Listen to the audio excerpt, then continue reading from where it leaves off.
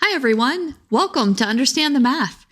Today I'm going to teach you the easiest way to multiply and divide rational expressions.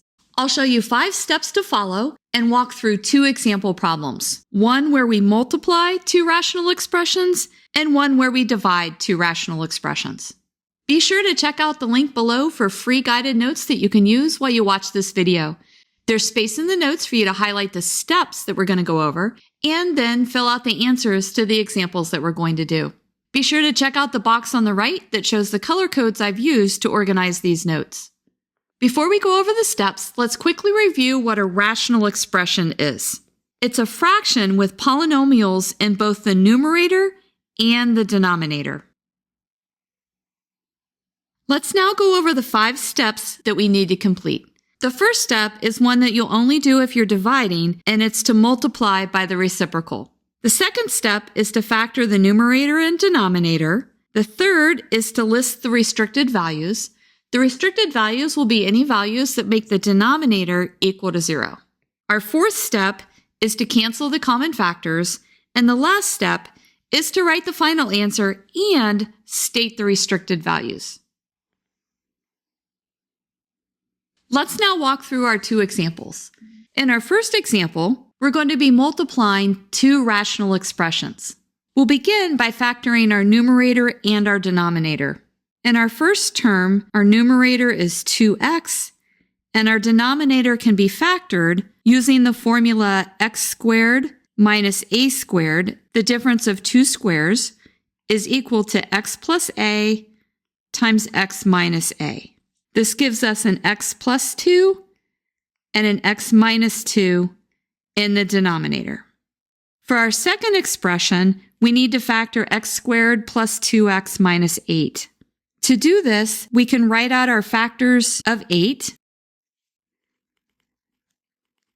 These are going to be plus or minus 1, plus or minus 2, plus or minus 4, and plus or minus 8.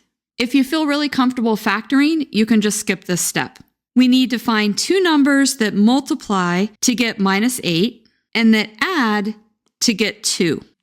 These 2 numbers are going to be 4 and minus 2 because they add up to 2 and multiply to get minus 8. Let's highlight these factors.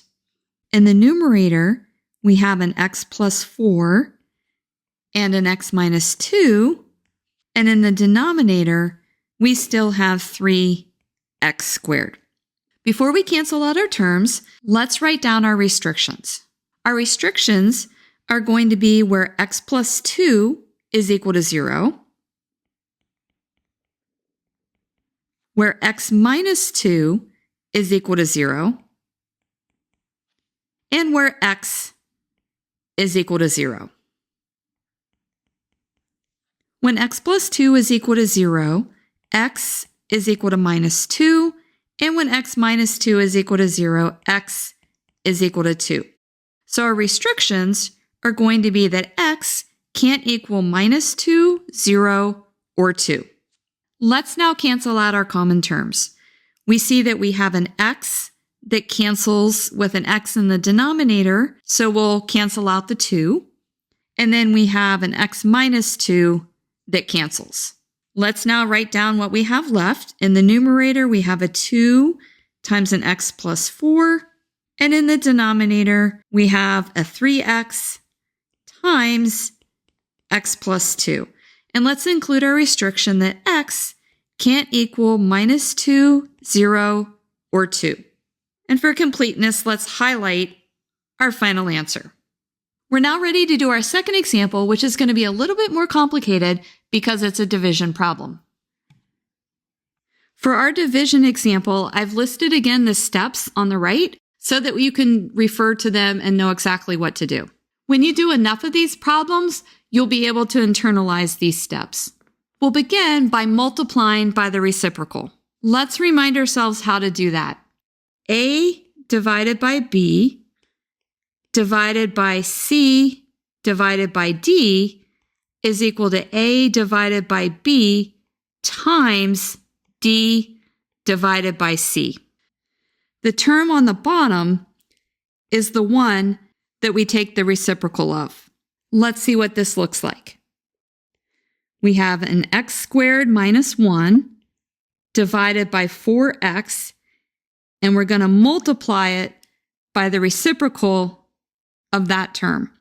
So that reciprocal, you just flip it upside down, is x squared on top and a 2x plus 1 on the bottom. We now need to do our factoring. In this example, we only need to factor the numerator because the denominator is already in factored form. We'll use our formula x squared minus a squared is equal to x plus a times x minus a. This gives us x plus 1 times x minus 1, and then we have an x squared. And on the bottom, we have 4 times 2 is 8x, and then we have an x plus 1. Before we start canceling out terms, we need to see what our restrictions are going to be. For this problem, our restrictions are going to be x is equal to 0 and x plus 1 is equal to 0, which is x is equal to minus 1. So let's make a note that x is not equal to minus 1 and it's not equal to 0. Now we can start canceling terms out. I see that we have an x on the bottom and an x squared on the top, so we'll cancel out the 2. And then we have an x plus 1 in both the numerator and denominator. This leaves us, oh look, we only have an 8 in the bottom, so we'll write it as 1/8. And on the top, we have 1x and an x minus 1. And let's write our restriction. X is not equal to minus 1 and 0. Now you can see why that's so important that we found the restriction earlier, because looking at this answer, we wouldn't know what our restriction is. But since we found the restriction before we started our canceling, we now know what to include in our final answer. I hope that you're now more comfortable knowing how to multiply and divide rational expressions and feel ready to do some of these problems on your own. If this video has been helpful to you, please consider subscribing to my channel. Keep believing in yourself and have a great rest of your day.